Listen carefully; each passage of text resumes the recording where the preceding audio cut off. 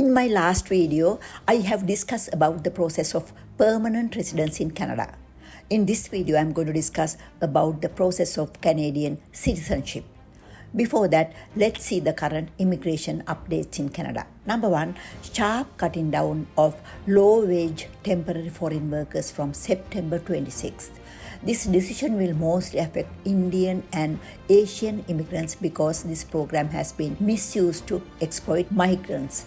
This cut down could be around 50%. The reason behind this decision is rising unemployment rate of 6.4%. That means 1.4 million Canadians are out of work and looming housing crisis. Number two, international students' study permits will be reduced by 10% from 2024 to 2025. 485,000 work permits will cut down to 437,000. Data indicates that 13,000 international students applied for asylum in Canada this year. Also, they put so much strain on our system, and international students' PGWP, postgraduate work permit, is one of the reasons for 6% of Canadian unemployment rate. Number three, Canada aims to reduce spousal open work permits of international students drastically over the next 3 years.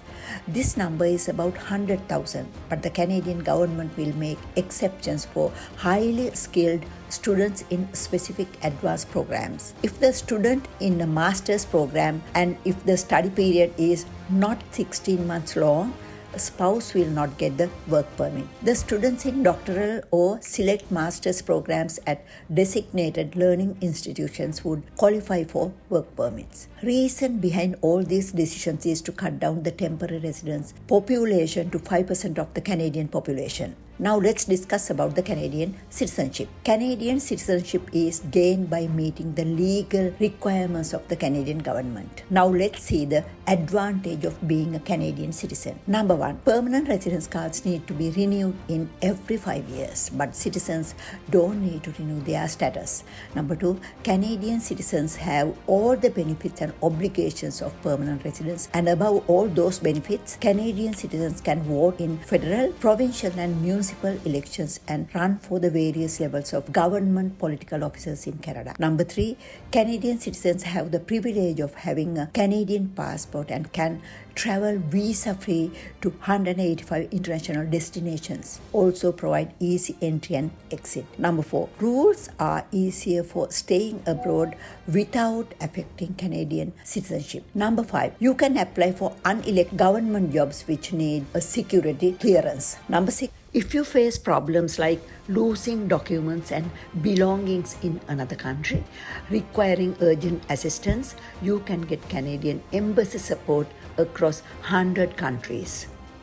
Number seven, your children will automatically get the Canadian citizenship, which opens endless opportunities like free education and healthcare. Number eight, you are not limited to living and working in a particular province. Canadian citizens get all these benefits, and in return, citizens are expected to obey their country's laws and defend it against its enemies. Let's see how can you obtain Canadian citizenship. Number one, you must have been physically present in Canada for at least 1,095 days in the 5 years immediately before the date of your application. Number two, you should be a permanent resident. Number three, you have lived in Canada for 3 out of the last 5 years. Number four, you have filed your taxes if you need to. Number five, you prove your language skills. Number six, you pass a citizenship test and go to the interview.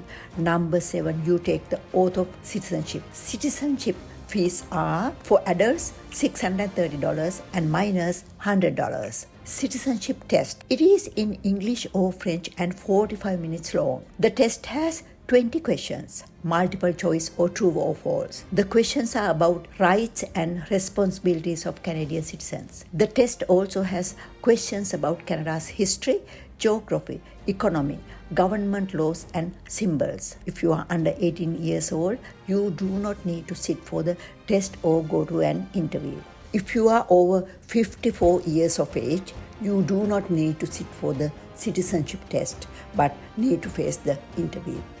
Canadian citizenship can be revoked if an individual engages in criminal activities or poses a threat to public safety after being granted Canadian citizenship. This underscores the ongoing responsibility of citizens to abide by the law and uphold the values of Canadian society.